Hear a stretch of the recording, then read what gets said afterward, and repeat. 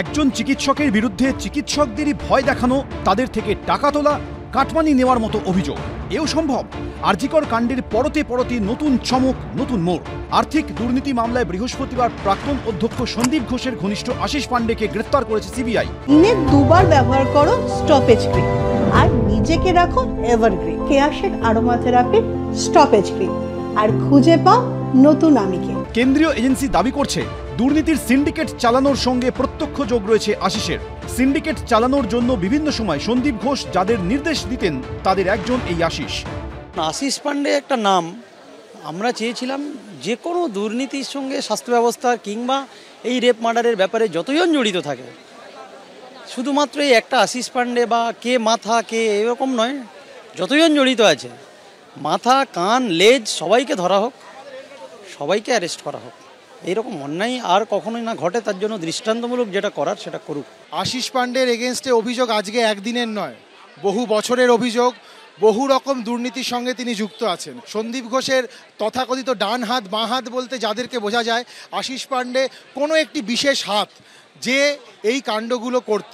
যদি একটা নিরপেক্ষ তদন্ত হয় তাহলে আশিস পান্ডের বিরুদ্ধে আরও অভিযোগ প্রমাণিত হবে এবং হয়তো আগামী দিনে সে 9 তারিখের ঘটনার জন্য অ্যারেস্ট হবে। আশিস পান্ডে আরজিকর মেডিকেলের হাউস স্টাফ, সেখানকার টিএমসিপি ইউনিটের প্রেসিডেন্ট।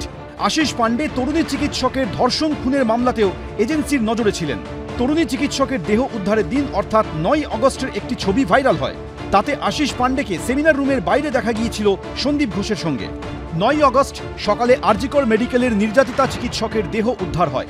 ওই দিন বেলা 12টায় সল্টলেকের একটি হোটেলে ওঠেন আশিস।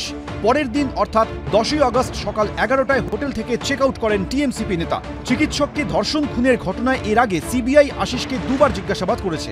তার মোবাইল ফোনও বাজেয়াপ্ত করে কেন্দ্রীয় এজেন্সি। সূত্রের খবর, মোবাইল ফোন খতিয়ে দেখে চিকিৎসকের দেহ উদ্ধারের দিন আশিসের সল্টলেকের হোটেলে চেক ইনের তথ্য সামনে এসেছে। এর পাশাপাশি আরজিকর মেডিকেলের থ্রেট কালচারের সঙ্গেও প্রত্যক্ষভাবে যুক্ত থাকার অভিযোগ উঠেছে নেতা আশিস পান্ডের বিরুদ্ধে। আন্দোলনরত জুনিয়র ডাক্তারদের একাংশের অভিযোগ, আশিস থ্রেট কালচারের একজন মাথা। সম্প্রতি জুনিয়র চিকিৎসকদের তরফে রাজ্য সরকারের কাছে চিকিৎসক সম্প্রদায়ের শত্রু বলে যে তালিকা দেওয়া হয়েছিল, তাতে আরজিকর মেডিকেল কলেজে 11 নম্বরে নাম রয়েছে এই আশিস পান্ডের। 2021 সালে তৎকালীন ফাইনাল ইয়ার ছাত্র Ashis Pandey on duty doctor Mainak রায়কে দলবদ্ধভাবে এবং নির্মমভাবে মারধর করে। আশিস পান্ডে টিএমসিপি ইউনিটের নাম করে ভয় দেখিয়ে বিভিন্ন ছাত্রছাত্রীদের বিভিন্ন পরীক্ষায় বারবার ফেল করিয়েছে। আমার মতের সাথে মতের মিল না হলে জুনিয়রদের স্বরকে রুদ্ধ করা, তাদেরকে হোস্টেল থেকে বের করে দেওয়া। এমনও হয়েছে আরজিকরের মহিলা হোস্টেল থেকে মেয়েদেরকে বের করে দেওয়া হয়েছে, সেই জায়গায় অন্য স্ট্রাকচার বানানো হয়েছে, সেই জায়গায় জিম বানানো হয়েছে। ফ্রেশার্স, সমাবর্তন, সমস্ত জায়গাগুলোতে টাকা তোলা এবং সেগুলোর জন্য রীতিমতো জোর জুলুম করা। এরই সাথে একই হোস্টেলে গিয়ে ভাঙচুর, হোস্টেলে গিয়ে হোস্টেলের ছেলেদেরকে মারধর করা, তাদেরকে তাদের বাড়িতে ফোন করে হুমকি দেওয়া। আরজিকর মেডিকেলের থ্রেট কালচারের অভিযোগে গঠিত তদন্ত কমিটির জিজ্ঞাসাবাদের মুখোমুখিও হন এই আশিস পান্ডে। 25শে সেপ্টেম্বর জিজ্ঞাসাবাদ শেষে বেরোনোর সময় আশিস পান্ডেকে ঘিরে বিক্ষোভ দেখান ক্ষুব্ধ জুনিয়র ডাক্তাররা। ওঠে চোর চোর স্লোগানও।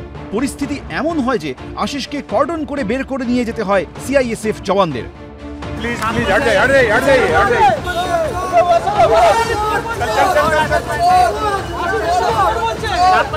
সেই আশিস পান্ডেকেই বৃহস্পতিবার সন্ধ্যায় গ্রেফতার করে সিবিআই। ঝিলম করঞ্জাই, সন্দীপ সরকার, এবিপি আনন্দ, কলকাতা।